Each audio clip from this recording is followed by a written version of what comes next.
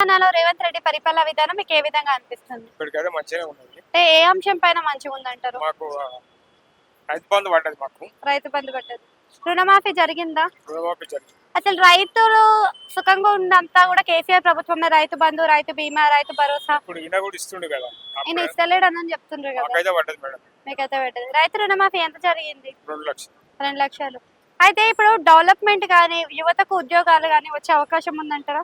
ఏం చెప్పలేము. అప్పటికంటే ఇప్పుడే జర ఎక్కువ ఇస్తుండని తెలిసింది అంతే.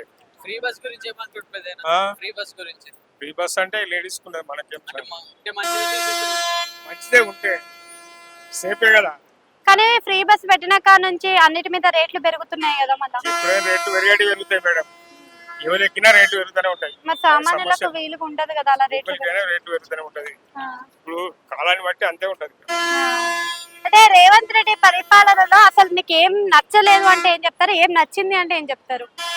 మాకు నచ్చందంటే ఇప్పుడైతే ఏం లేదు. నచ్చలేదు నచ్చింది. మరి కేసీఆర్ ప్రభుత్వంలో అక్కడ నచ్చింది. Gajwel CM conference okay, so KCR ప్రభుత్వంలో నచ్చిందేంటి, నచ్చిందంటే ఏం చెప్తారు? మాకైతే ఇప్పుడైతే నచ్చింది. కేసీఆర్ ప్రభుత్వం. కేసీఆర్ అక్కడ కూడా మంచిగా చేసాడు ఆయన. మస్తు అన్ని మంచి. సో ఉన్నోళ్ళకే ఇందిరా మిల్లు ఇస్తున్నారు, లేని వాళ్ళకి రాసుకుంటలేరు అంటున్నారు. మరి ఇందిరా మిల్లు లిస్ట్ వచ్చింది కానీ ఇంకెవరికి ఇవ్వలే. ఇస్తారంటారా మరి? చెప్పలే.